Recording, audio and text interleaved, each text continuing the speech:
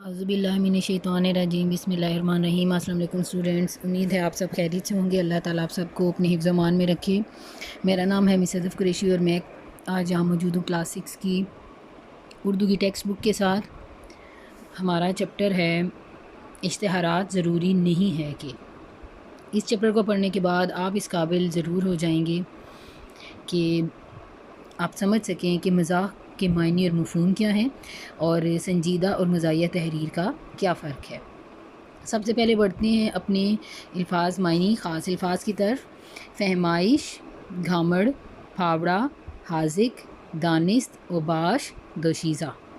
فہمائش کا مطلب تلقین، گھامڑ بے وقوف، پھاوڑا کدال، حاذق سمجھدار، دانست سمجھ، اوباش آوارہ، دوشیزہ کنواری لڑکی۔ یہاں ہمیں بتایا جا رہا ہے کہ مضمون نگار یعنی کہ جو لکھنے والے ہیں وہ کہتے ہیں کہ ایک بزرگ جو ہیں وہ اپنے نوکر کو نصیحت کر رہے تھے کہ تم بالکل بے وقوف انسان ہو۔ میر صاحب کے نوکر کو دیکھو، وہ اتنا عقل مند ہے کہ ایک دن میر صاحب نے اسے بازار سے بلب لینے کے لیے بھیجا تو وہ واپس آتے ہوئے مٹی کے تیل کی بوتل اور موم بتیاں بھی ساتھ لے آیا کہ اگر بلب فیوز ہو جائے تو لالٹین سے کام چلا لیں اور اگر لالٹین کی چمنی ٹوٹ جائے تو موم بتی جلا لی جائے۔ تمہیں ٹیکسی لینے بھیجا تو آدھے گھنٹے بعد واپس آئے اور کہا کہ ٹیکسی نہیں ملی۔ میر صاحب کا نوکر ہوتا تو موٹر سائیکل رکشہ لے آیا ہوتا تاکہ دوبارہ جانے کی ضرورت نہ پڑتی۔ نوکر بہت زیادہ شرمندہ ہوا اور اپنے آقا کی یہ بات اپنے پلے باندھ لی اور چند دن بعد اتفاق سے آقا کو بخار ہو گیا تو انہوں نے اسے حکیم کو لانے کے لیے بھیجا۔ تھوڑی دیر بعد جب وہ واپس آیا تو حکیم صاحب تو اس کے ساتھ تھے ہی، لیکن اس کے ساتھ ساتھ 3 آدمی اور بھی تھے۔ ایک کے بغل میں کپڑے کا تھان تھا اور دوسرے کے پاس ایک لوٹا اور تیسرے کے کندھے پر ایک پھاوڑا تھا۔ آقا نے پوچھا کہ یہ لوگ کون ہیں؟ تو نوکر نے کہا جناب ویسے تو حکیم صاحب بڑے حاذق ہیں لیکن اللہ تعالیٰ کے کاموں میں کوئی دخل نہیں دے سکتا۔ خدا نخواستہ کوئی ایسی ویسی بات ہو گئی تو میں درزی کو بھی لے آیا ہوں کہ وہ کفن سی دے گا اور اس کے بعد غسال یعنی کہ غسل دینے والے شخص کو بھی ساتھ لے آیا ہوں اور گورکن یعنی کہ قبر کھودنے والے شخص کو بھی ساتھ لے آیا ہوں۔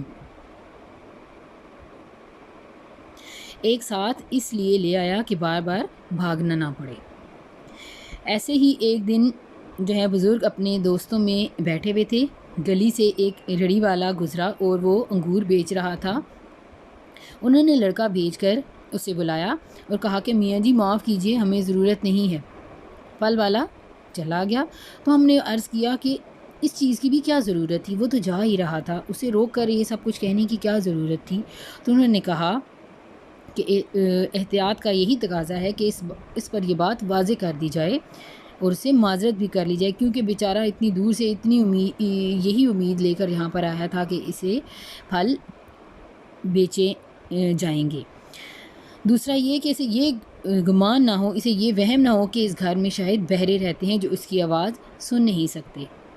یہی ہمارے دوست جو ہیں ایک دن جو ہیں گولی مار سے گزر رہے تھے، یہ ایک جگہ کا نام ہے۔ ایک جگہ لکھا تھا تشریف لائیے، ربڑی کلفی اور لسی تیار ہے۔ انہوں نے فوراً کار ٹھہرائی اور دکاندار سے کہا کہ پہلی بات تو یہ کہ ہمارے پاس فرصت نہیں ہے کہ ہم ضروری کام کے لیے جا رہے ہیں، دوسری بات یہ کہ کلفی اور ربڑی ہم کھاتے ہی نہیں اور بھلا لسی پینے کا یہ کون سا موسم ہے۔ بہرحال تمہاری پیشکش کا بہت زیادہ شکریہ۔ وہ تو بیٹھا سنتا ہی جا رہا تھا۔ وہ کار میں بیٹھے ہوئے اپنے دوست سے کہہ رہے تھے کہ یہاں کے لوگ آپ ان لوگوں کو نہیں جانتے، یہاں تو دعوت نامہ آتا ہے، جن کو شریک نہیں ہونا ہوتا وہ چپ چاپ بیٹھ جاتے ہیں اور میزبان کو مطلع کرنا بھی ضروری نہیں سمجھتے کہ بندہ حاضر کیوں نہیں ہو سکتا، اس لیے بیچارے کا کھانا ضائع ہو جاتا ہے۔